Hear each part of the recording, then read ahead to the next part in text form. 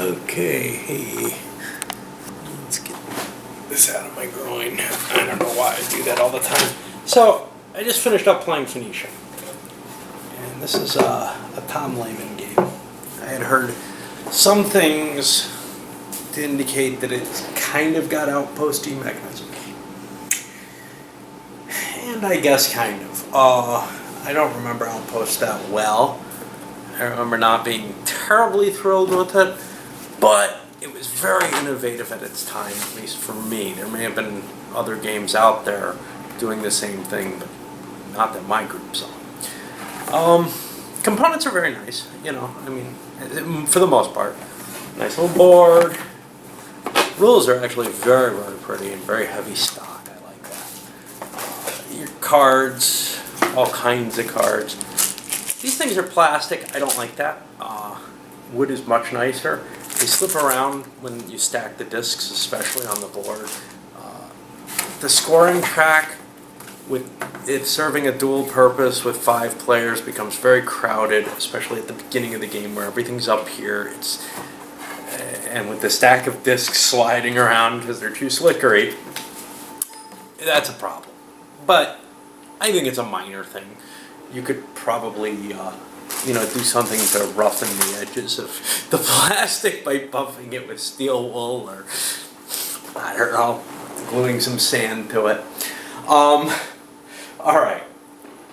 But about the game itself, this is the most soulless of soulless Euros that I think I've seen. It has very little to recommend itself to a non-Euro player.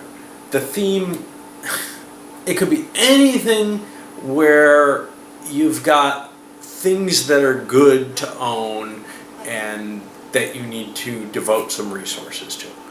There doesn't seem to be much link to this.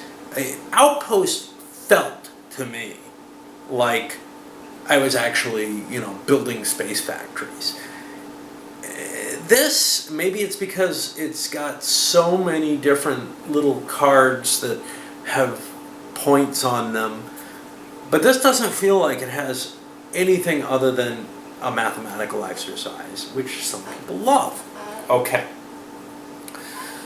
I can't really speak very clearly from the Euro perspective. Is this the best worker placement game there is? I don't know. I haven't played a lot of them. I'll tell you this much, though. It doesn't really feel like I have a lot of choices of where to place my workers. It feels like it's more of an auction game. Can I buy the thing I want, or should I spend my money on putting my workers into better locations? Because there's always one best location, and I can just do a quick calculation, because there's 2 things that are in value, and for the most part, early on you want production, and maybe right at the end you want victory points. Well, it's very easy to optimize either of those in terms of where you put your workers, and it's also probably fairly easy, if you're not playing solo, to figure out what the value of a particular biddable card, whatever they are, what they're called, development cards, something like that. What these things work out to be. There's a little bit of iffiness in terms of there's the randomness of what the order that they're going to come out in is, whether or not you'll be able to buy the thing that you're getting the bonuses to buy. But it seems to me that it's more a game about maybe some speculation on the order there, but about choosing which things you want to buy. When it comes down to the workers, you got X amount based on what you bought, and you know where you want to put them. You may not have the money to put them there. You have to make your choice. Do I spend money on moving my workers, or do I spend money on trying to obtain new and better development cards? There's almost no player interaction. The only thing there is the bidding. And, if people, this is very easily a game where you can look at someone else and say, oh, that's not an optimal move for you. It's more valuable for me, so I'm going to go for this one, and you make your choice based on what you see is worthwhile to other people, and maybe they'll play poorly, or maybe your judgment was wrong or whatever, but in the end, it's all pretty much almost completely calculable. And that's, there's enough complexity that you might have to spend hours calculating out what would be the best of all your different options. But, we're talking a lot simpler than, say, a game of chess here in terms of what you can calculate out. All right. So, and here we really come to, this is, I haven't played a lot of Euros. I've played things like El Grande. I've played, obviously, Settlers of Catan, which feels like it's kind of a game. I've played, Carcassonne, which, it's not really my cup of tea, but I can see the game to that. This is nothing but calculating.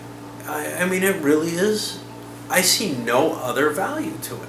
You've got a little bit of randomness. What cards do you have? What does your opponent have? What can you bid? Whatever.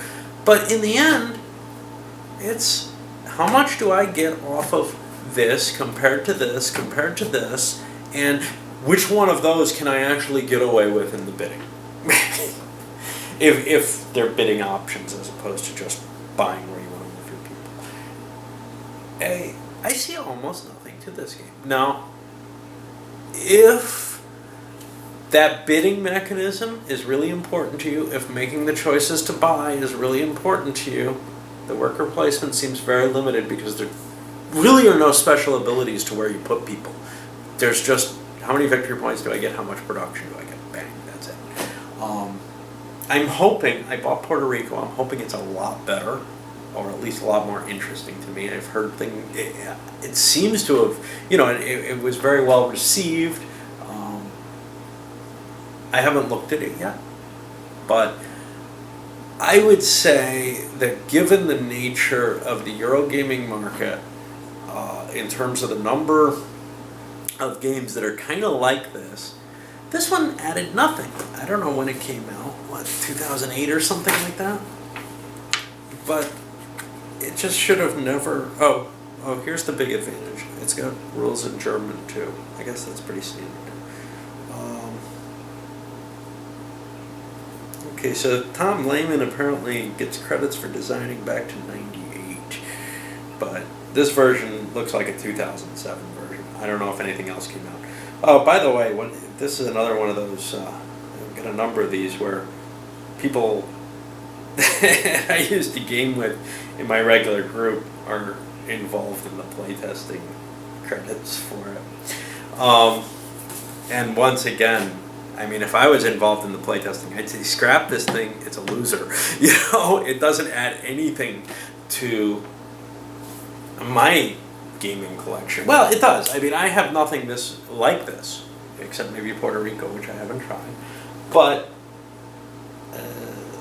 I'm pretty sure that there are a lot of games that are kind of similar to this, where the auction and maybe these kind of mathematical choices can all be very interesting and everything, I guess, if you like doing little fairly simple math puzzles.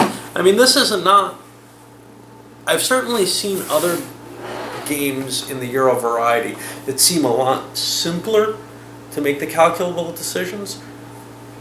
But calculable is calculable.